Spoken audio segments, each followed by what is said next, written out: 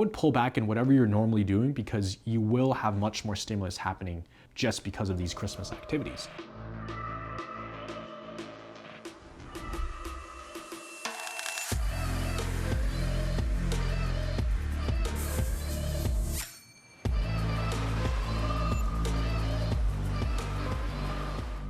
How's it going, guys? Miguel here with CFS Recovery. In this video, I'm going to be talking about the holidays and CFS.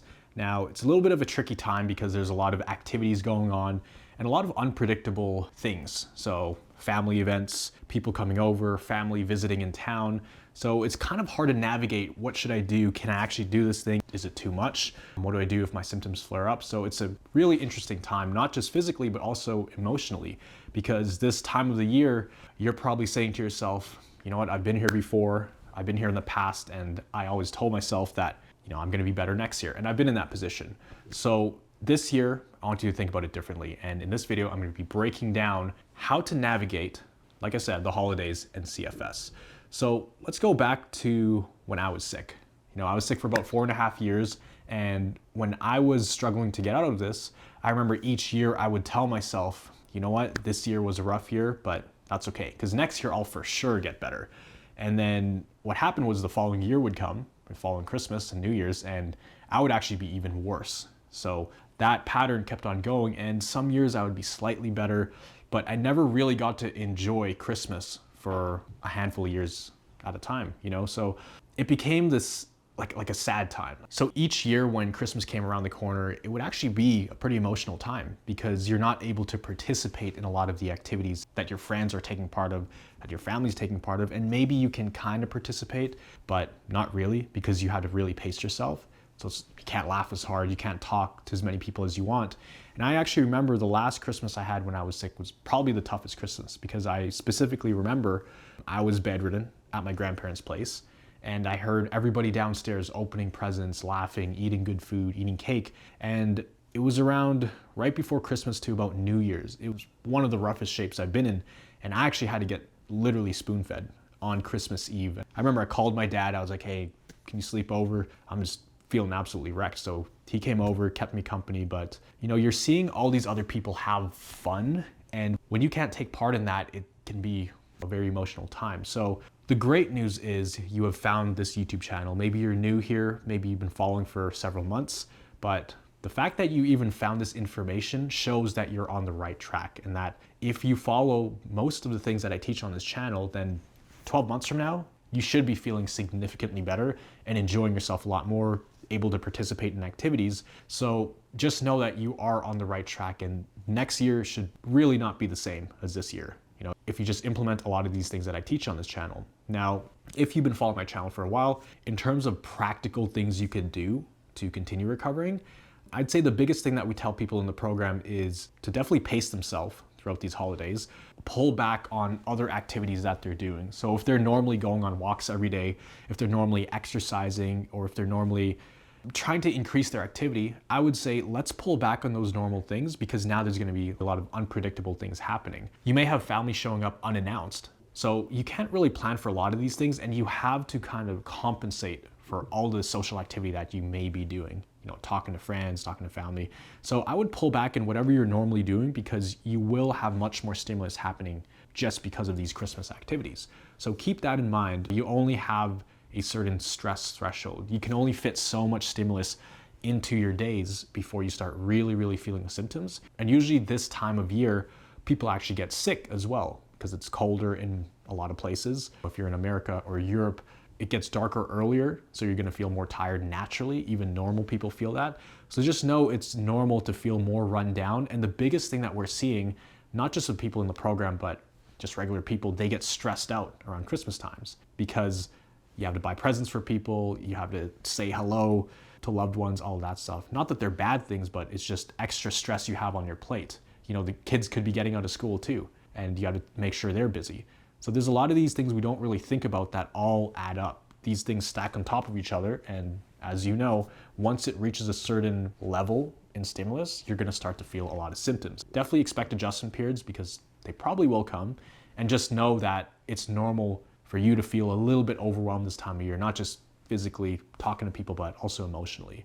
The other thing I want to touch on is food, right? So holiday times, especially if you're a little bit more functional, this doesn't really apply if you're bedridden, but if you're more functional and you're actually taking part in these social events, then there's going to be a lot of really, really, really good food.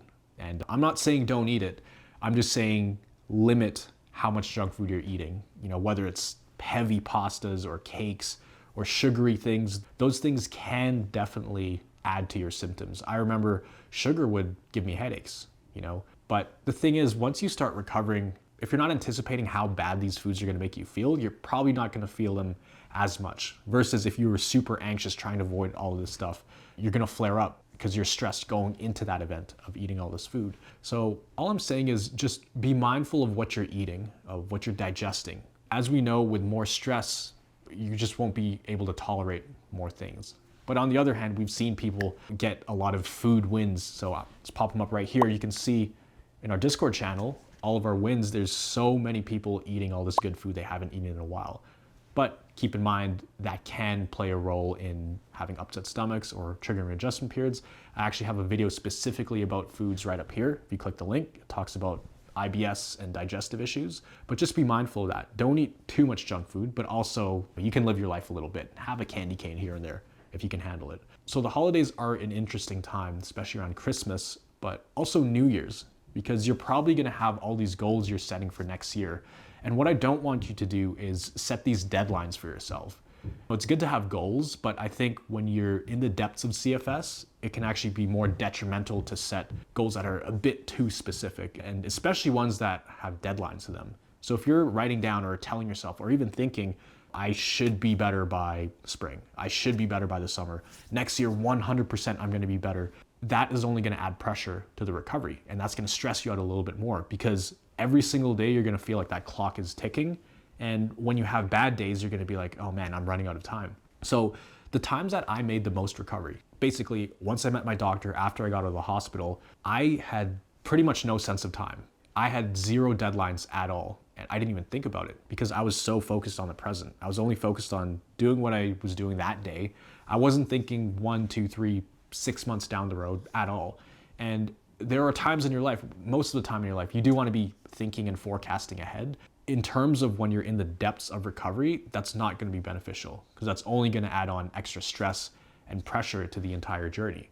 So just be mindful of that. When New Year's comes around, I remember writing my goals down every single year, and then I'd be super disappointed because the following year, I would improve in some areas like work and doing certain things, but health-wise, there was never any significant progress. So I just wouldn't put deadlines on that if you are thinking about putting goals together.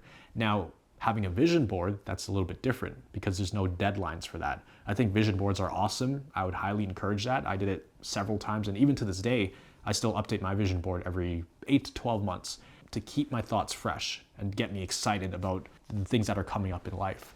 But I think right now, when you're in the depths of CFS, you want to take all pressure off. So like I said, the goal setting, you can have goals, you can have visions, but I would not put any specific deadlines to it because I've seen it time and time again. It's only going to make things worse. And I wouldn't even say worse. It's going to definitely prolong things though. So just be really mindful of that. But overall, as you found this channel, as you've been watching this video and you go through all the different videos on my channel, I would highly recommend watching these playlists right up here because it's going to walk you through exactly what you need to do to get better. And that's how you're going to ensure that you will definitely be in a better place 12 months from now. So I don't know, you might be watching this, maybe it's not around Christmas time, but you know, the following year, the following holidays, you should be getting better and you should be feeling better, you know, by the time you get there. If you implement even a quarter of the things I teach on this channel, then these should definitely help you. So I hope you enjoyed this video. I hope this really sheds light on how to navigate through the holidays if you're dealing with CFS. If you did want some extra help, then we always love helping people out, especially people who have been dealing with this for a long time. As long as you've seen doctors, you've had all your tests and scans done, and they're still turning you away, or the doctors are saying, hey, there's nothing more we could do for you, just go home and get some rest. Obviously that doesn't work. This is probably why you're watching this video. Then I would highly recommend you click the link down below. You can apply for the Recovery Jumpstart program. We do it on an application basis only, just to make sure you're the right fit for the program. Now, as always, we do a subscriber highlight comment of the day. So this comment is from Jessica Lee, and she says, I think finding a recovery group that resonates with you personally as an individual is the key to recovery. I found watching too many videos from different groups overwhelming and confusing. I find these videos extremely positive and the least complex. You're really doing an amazing job. Thank you so much, Jessica, for the kind words, and I completely agree with you. You know, a lot of times we can get lost in analysis paralysis. If you're watching all these videos from different channels, it's not necessarily a bad thing, but the problem there is a lot of these ideas can conflict. So one channel might be saying, oh, this is what I use to recover. Another channel might be saying, don't do that. This is what I use to recover. And now you have all these conflicting ideas and it gets really, really confusing and overwhelming. So if you learn your information from a certain source, I think that's great, but make sure it's a similar source. So either one person's channel or maximum two people's channels, you want to dive deep into their channels and consume like everything, because at least you know their messaging and the concepts and the frameworks are going to be consistent versus trying to mix all these different frameworks together that are kind of overlapping or conflicting with each other. So try to get your information from the same source or at least similar sources. That would be my advice. So I completely agree with you. Shout out to you, Jessica. If you do end up applying for the program, you'd be talking to myself or someone on our onboarding team who understands this illness, who's been through it, and we're going to see if you're a good fit. As always, remember, you are a thriver and you are just one mind shift away from living a life with thriving health. I'll see you in the next video.